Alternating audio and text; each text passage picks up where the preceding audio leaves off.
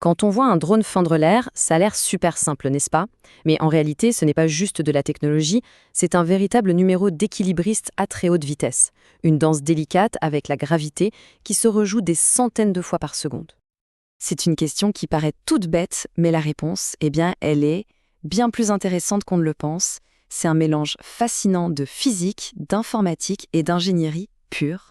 Alors, pour vraiment saisir le génie derrière tout ça, on va faire quelque chose d'un peu spécial. On va l'ouvrir, en quelque sorte. Une vraie leçon d'anatomie, pièce par pièce. Allez, on commence par les fondations. Chaque petite pièce a son rôle à jouer et c'est la coordination de l'ensemble qui rend le vol possible. Et tout par-delà, le cadre. On peut le voir comme le squelette. C'est la base sur laquelle tout le reste va venir se greffer. Il doit être incroyablement solide pour encaisser toutes les contraintes du vol. Mais alors, pourquoi la fibre de carbone, justement? Eh bien, c'est un peu le matériau magique. Il est à la fois ultra léger, ce qui est évidemment crucial pour voler, et en même temps hyper rigide. Et cette rigidité, elle est capitale pour éviter les vibrations et s'assurer que les ordres du pilote sont transmis sans la moindre perte. Ok, on a le squelette, maintenant il faut lui donner vie. On va lui ajouter un cerveau pour réfléchir et des muscles pour agir. C'est là que ça devient vraiment intéressant. Et le voilà, le cerveau de l'opération, le contrôleur de vol, qu'on appelle aussi le FC. C'est une toute petite carte électronique, mais c'est elle qui prend absolument toutes les décisions. Sans lui, le drone ne serait qu'un presse-papier high-tech.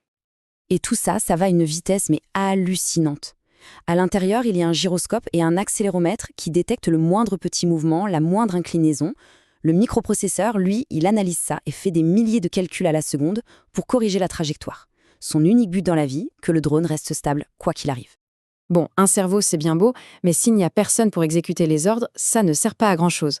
Il lui faut de la force brute pour transformer ses décisions en action. Et voilà les muscles, les moteurs. Sur la plupart des drones un peu sérieux, on trouve des moteurs qu'on appelle brushless, c'est-à-dire sans balai. En gros, c'est simple, ils ont plus de patates, un meilleur rendement et ils durent bien plus longtemps. Les moteurs brushed avec balai, on les laisse plutôt pour les petits jouets. D'accord, on a le cerveau, on a les muscles, mais comment ils se parlent? Il manque une connexion, il manque le système nerveux. Et c'est là qu'interviennent les ESC. Ils sont vraiment les nerfs du drone. Leur boulot, c'est de faire les traducteurs entre les ordres très fins du cerveau et la puissance brute dont les muscles ont besoin pour tourner.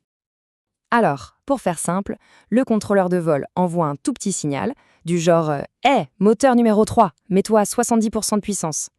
L'EEC, lui, il reçoit ce message, il va chercher la grosse patate dans la batterie et il envoie pile la bonne dose de courant au moteur. C'est cette traduction instantanée qui rend le drone si réactif et si agile. Allez, pour boucler notre petite dissection, on ajoute les dernières pièces. Les hélices, bien sûr, pour brasser de l'air. La batterie, souvent une lipo, c'est le cœur de la machine. C'est elle qui pompe toute l'énergie. Et puis tous les périphériques, le GPS, la caméra, la radio, ce sont un peu les yeux et les oreilles du drone. Bon, ça y est, notre drone est assemblé. Et là, logiquement, on se dit, si on veut qu'il vole plus longtemps, il suffit de lui mettre un plus gros réservoir, donc une plus grosse batterie, non? C'est logique. Mais c'est précisément là qu'on tombe dans un piège fondamental. Cette idée, elle paraît tellement évidente, mais c'est l'erreur de débutant par excellence. Elle nous met face à une loi de la physique qui est, disons, assez cruelle pour les ingénieurs. Alors, suivez bien le raisonnement, c'est un cercle vicieux. Étape 1. Une batterie avec plus de capacité, c'est plus lourd, forcément. Étape 2. Pour soulever ce poids en plus, juste pour faire du surplace, les moteurs doivent tourner plus fort, et donc ils consomment plus d'énergie. Et enfin, étape 3, cette surconsommation, elle vide la batterie beaucoup plus vite, ce qui annule complètement, voire inverse, le bénéfice de départ. Et c'est ça, le grand paradoxe. On atteint ce qu'on appelle un point de rendement décroissant. C'est le moment où chaque gramme de batterie qu'on ajoute coûte plus d'énergie à transporter qu'il n'en fournit. Le résultat est complètement contre-intuitif. En essayant désespérément de voler plus longtemps, on finit par voler moins longtemps. Et tout ça, ça nous amène au cœur du problème, à la règle d'or de la conception de tout ce qui vole. Le secret, ce n'est pas de tout maximiser, c'est de tout équilibrer. Cette phrase, elle résume absolument tout. Chaque décision est un sacrifice. On veut un moteur plus puissant? D'accord, mais il sera plus lourd et plus gourmand.